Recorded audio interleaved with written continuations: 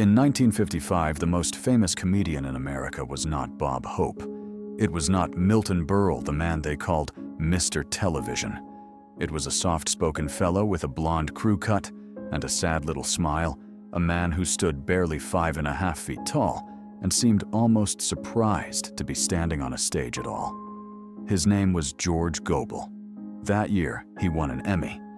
His television show was the top-rated comedy in the country. Children imitated his voice on playgrounds. And then within a single generation, America did something strange and quiet. It forgot him almost completely. If you grew up in the 1950s, you knew him instantly. They called him Lonesome George. He played a gentle, hapless little man who could never quite finish a story, a husband, forever baffled by his own wife, forever one step behind the world. When something went wrong, and it always did, he would blink at the camera and say, "Well, ours." He felt like someone you already knew, a shy neighbor who had wandered onto your screen by accident and decided to stay a while. To understand the size of what was lost, you first have to understand how big he had really been. At the peak of his fame, George Gobel was not just popular, he was everywhere. His face sold magazines. More famous than he is today, would borrow his lines and his hesitant rhythm in their own movies and shows. For a short, dizzying while, this shy, soft-spoken little man from Chicago was by common agreement simply the funniest person in all of America. So here is the question this story is really about. How does a man climb all the way to the top of American television, win its highest honor, and then slip so far out of memory that today most people under 60 have never heard his name? It was not a scandal that did it. There was no arrest, no shocking secret in a locked drawer. What happened to George Gobel is something stranger and in a way sadder. He was the right man at exactly the right moment. And when that moment passed, the world simply moved on without him, and almost no one noticed he was gone. He was born George Leslie Gobel in Chicago on May 20th, 1919. His father was a butcher and a grocer, an immigrant who had crossed an ocean to build a quiet, ordinary life. Young George had one dream, and it had nothing to do with comedy. He wanted to be a baseball player. But somewhere in his early teens, he picked up a guitar instead, and he could sing. Before he was old enough to drive, he was performing on Chicago radio on a program called the National Barn Dance. They billed him as Little Georgie Gobel. For a while, they even called him the littlest cowboy. Then the war came, and it changed the shape of his life. Gobel enlisted in the Army Air Forces, and he became a pilot. Not a singer in uniform, an actual flyer. The Army made him a flight instructor first on twin-engine AT-9 trainers at Altus, Oklahoma, and later on, the B-26 Marauder, a bomber so difficult and so dangerous that the men who flew it had grim nicknames for it. His job was to take young men and teach them how to handle that machine before they were sent overseas to fight, and far too often to die. He rose to the rank of first lieutenant. He was by any honest measure a real military pilot. But here is the twist that he would spend the rest of his life joking about. George Gobel never saw combat. He spent the entire war in Oklahoma, deep in the safe heart of the country, training other men to do the fighting. Years later, on national television, he would say it with a perfectly straight face. There was not one Japanese aircraft, he said, that ever got past Tulsa. It always brought the house down.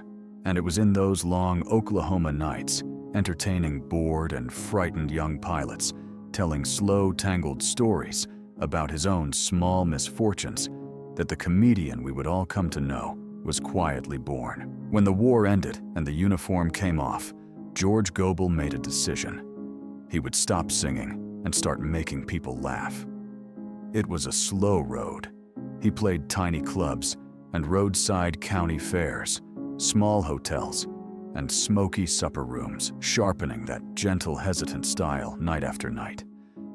By 1952, television was new and hungry for faces, and George finally found his way onto the screen as a guest.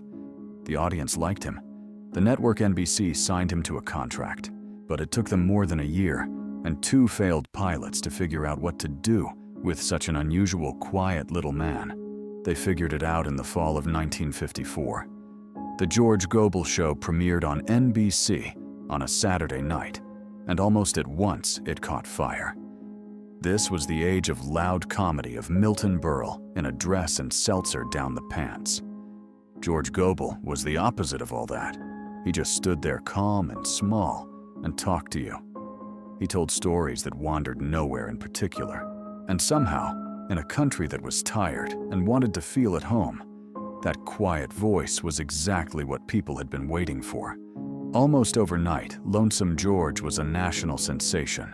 The honors came fast.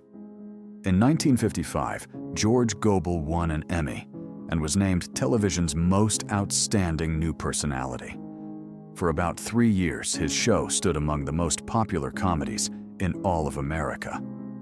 Some of the finest writers of the era worked on it, including a young man named Norman Lear, who would go on to reshape television itself.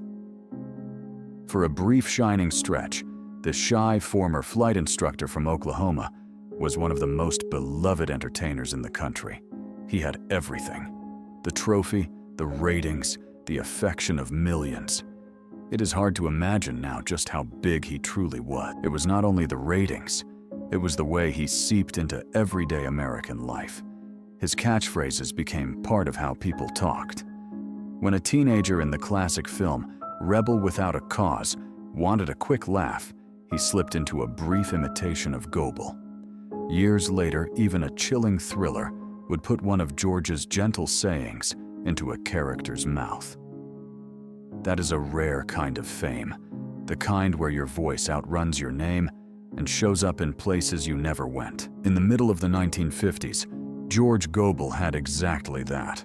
Much of his comedy circled around his wife.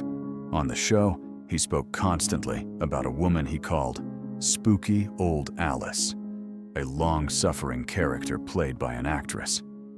And here was the gentle illusion at the center of his fame. The real George Gobel did have a wife named Alice. He had married her in 1942, and they would stay together for the rest of his life and raise 3 children. But the bumbling, henpecked little man on the screen was a carefully built character, a costume. The real man underneath was sharper, more ambitious, and far more disciplined than the lovable fool America thought it knew. It was the first quiet crack in a career that only moments before had seemed unstoppable. The mountain, it turned out, had a far side. Television moves quickly, and it is not sentimental. In 1959, the show moved to CBS, and by 1960, it was gone. Tastes had shifted. The country wanted something new, and the quiet little man who had been everything just 5 years earlier was suddenly yesterday's voice. George did not vanish, not yet. He went back to the work that had built him, headlining nightclubs playing Las Vegas, and Reno stepping onto a Broadway stage. But everyone in the business understood what had happened. The man who once sat at the very top of television was now climbing back down the same long road he had come up, and the lights were getting dimmer. Then came one night that would capture his entire life in a few unbearable minutes. It was March 6th, 1969, on The Tonight Show with Johnny Carson. 2 giants, Bob Hope and Dean Martin, had been trading jokes for an hour while the audience roared. And then, last of all, out came George Gobel, holding a little cup, asked to follow the biggest stars in the room.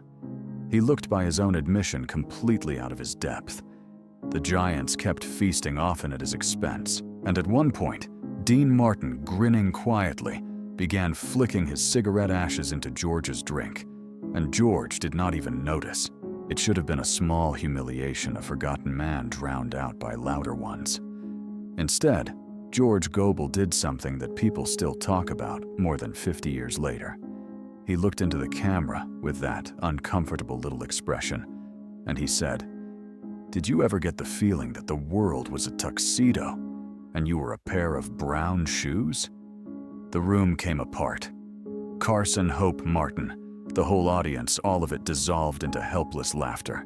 Carson finally threw up his hands and asked exactly what time did I lose control of the show. In one quiet sentence, the overlooked man had stolen the night from the Giants. And that line is the whole story of George Gobel folded into a single joke. Brown shoes in a tuxedo world. A small plain thing in a room full of dazzle. Sure that everyone could see, he did not quite belong. It made America laugh because America felt it too. But there is something heartbreaking buried inside it. His most famous, most beloved moment, the line people would remember long after the Emmy was forgotten, was a perfect description of feeling left out. He turned the ache of being overlooked into art. And before long, life would prove that joke truer than he ever meant it to be. In 1974, George Gobel found his way back into America's living rooms one more time. And the way it happened is its own quiet sadness. A beloved performer named Cliff Arquette, known to millions as the character Charlie Weaver, had died. Charlie Weaver had held a famous seat on the game show Hollywood Squares, the bottom left square, and George Gobel was brought in to fill the empty chair. Suddenly, he was a household name, again seen 5 days a week. But notice what had changed. He was no longer the star of his own show. He was now a face in a box on someone else's one square among 9. For a while, the squares gave him a comfortable second life. The audience loved seeing that familiar crew cut and hearing that slow, dry voice deliver a punchline. Through the late 1970s and into the 80s, he turned up here and there, a tipsy small-town mayor on a short-lived series, a guest aboard the Love Boat, a cameo in a television movie. But the parts grew smaller, and the gaps between them grew longer. The man who had once beaten Milton Berle was now a warm and welcome guest, wheeled out for a laugh, and then gently set aside. America still smiled when it saw him. It just no longer needed him. The end came on February 24th, 1991. George Gobel died in Encino, California, from complications following heart surgery. He was 71 years old. He was not alone. Alice, the wife he had married back in 1942, was still with him, along with the 3 children they had raised together. He was laid to rest at the San Fernando Mission Cemetery, not far from the studios, where he had once been the biggest name in the business. There were obituaries, of course, and kind words. But the world that had once stopped to watch his every Saturday night had by then mostly stopped paying attention at all. And that is the part that still feels unfair. There was no scandal to explain it, no disgrace, no terrible fall from grace. George Gobel was simply a man who fit one particular moment so perfectly that he could not survive the moment passing. His kind of comedy belonged to live black and white television, to a tired post-war country gathered around a single small screen. When that world disappeared, so did he. His old shows were rarely rerun. Many of them survive only as fragile recordings. A whole generation grew up never knowing that the gentle little man in the bottom square had once been the most famous comedian in the United States. So we are left with that one line, the truest thing he ever said. He spent his whole life feeling like a pair of brown shoes in a tuxedo world. And in the end, the world looked him over, decided he was right, and quietly turned away. Somewhere, there is an old kinescope of a small man with a blonde crew cut, blinking into the camera, about to make a room full of strangers love him. Almost no one watches it now. George Gobel gave America years of laughter and asked for very little in return. The least we can do all these years later is remember that he was here at all.